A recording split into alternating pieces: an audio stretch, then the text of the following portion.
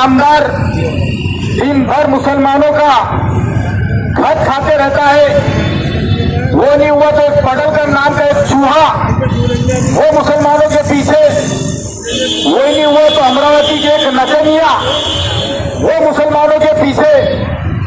भाई कुछ तो खास बात है, कुछ तो खास बात है अल्हम्दुलिल्लाह। क्योंकि कहते हैं ना कि कुछ तो खास बात है कि मिट्टी नहीं हस्ती हमारी, वरना सदियों रहा है दुश्मन जमा हमारा।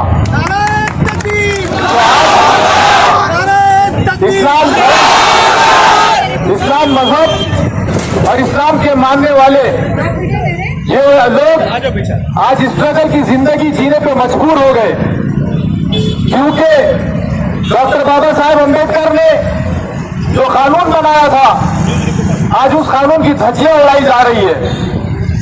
और ये हुकूमत, ये गुंडों से भरी हुई हुकूमत, इनको बड़ा एक सस्ता रास्ता मिल गया है इनकी टीआरपी बढ़ाने का, कि लौटे नए जो चुनकर आ रहे हैं इनको अगर मंत्री संतरी बनना है तो मुसलमानों को गालियां दो, मुसलमानों को गालियां दो, दिन भर टीआरपी बटोरते रहो, मीडिया में छाए रहो, खाओ, तुमको मुसलमानों का कितना खाना है तो खाओ, अगर तुमको उसमें मजा आ रहा है तो खाओ, हम भी छूट देते हैं तुमको, लेकिन छूट भी एक हद तक रहेगी। याद रखना, ये वो कौम है जो दुनिया के बड़े बड़े सुपर पावर से भी नहीं डरे, तो तुम जैसे चूहों से क्या डरेंगे। हुकूमत, हम तुमसे कह रहे हैं कि अपनी औकात से आ जाओ। तुमने जो मुसलमानों को टारगेट बनाने का काम शुरू किया है तो ये तुमसे मुकम्मल नहीं होने वाला।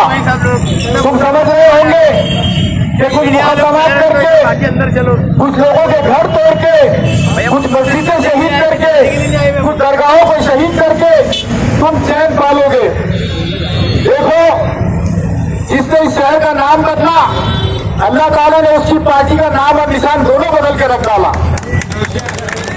और इसके बाद ये वो नबी है जिनके बारे में हर मुसलमान का ये सोचना है कि ये नबी के ऊपर हम हमारे बीवी बच्चे, हमारे माँ बाप और हमारी जान सब कुछ कुर्बान कर सकते हैं। याद रखो, बहुत सर से ऊपर पानी जा रहा है, और जो लोग बोलते हैं कि हम लोग कानून का काम करते हैं, कानून के लिए हम लोग काम कर रहे हैं, लेकिन वो कानून की आड़ में गैर कानूनी काम कर रहे हैं। अदालतों के ऊपर हम लोग देख रहे हैं किस तरीके के फैसले आ रहे, किस तरह लीडरों को दबा दबा कर ये भारतीय जनता पार्टी, इसके गुंडे, आरएसएस, बीएसपी, बजरंग दल, ये जो है तो क्या कर रहे हैं। कई जगह पर हम देखते हैं कि एक आदि नौजवान को 10-10, 20-20 कुत्ते मिलकर उससे लिंचिंग करके उसको जान से मार देते हैं। मैं हमेशा एक शेर कहता हूं कि इंसानियत की सारी हदों को फलांग कर भेड़िए मस्ती में आ गए, जब से शेरों ने दहाड़ना छोड़ दिया ये कुत्ते मस्ती में आ गए। जिस दिन हम लोग अगर दहाड़ना चालू करेंगे तो यकीन जानो हमारी तो हमारी जानों की परवाह नहीं रहेगी। लेकिन मेरे नबी जिनके लिए ये दुनिया बनी है, और वो हमारे नबी नहीं, वो सारी इंसानियत के नबी है। अगर उनकी शान में अगर गुस्ताखी करने से अगर कोई बात नहीं आए तो आपने बहुत देखे होंगे कि कई लोगों ने गर्दनों से अलग कर दिए सर खरड़ दोनों भी। तो मैं चाहता हूँ कि यहाँ पर कानून का राज रहे, अमन कायम रहे, लेकिन इसके अंदर हुकूमत को अपना रोल निभाना होगा। ये जो पुलिस भी तमाशाई बनती है, ये हर वक्त ये नहीं देखती है कि क्या सही है क्या गलत है। ये सरकारी फैसलों को जो है तो लागू करने के पीछे पड़ी होती है, जबकि इनका काम कानून के हिसाब से चलना, कानून को लागू करना, चाहे वो किसी समाज या किसी जात का हो। लेकिन हिंदुस्तान के अंदर एक नई फिजा चल पड़ी है कि मुसलमानों को टारगेट करो और हुकूमतों में रहो। देखो, हिंदुत्व के ऊपर हुकूमत चल सकती है, लेकिन जुल्म और जबर के ऊपर कभी नहीं चलेगी।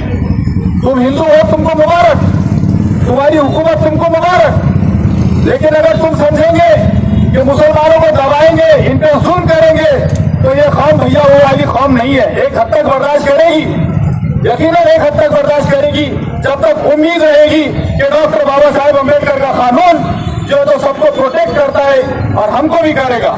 लेकिन जिस दिन ये लगा कि आप लोग डॉक्टर बाबा साहेब अम्बेडकर के कानून को भी उमाल रहे हो, उसको भी फैलान रहे हो, तो फिर आप और हम सामने आमने रहेंगे इंशाअल्लाह ताला।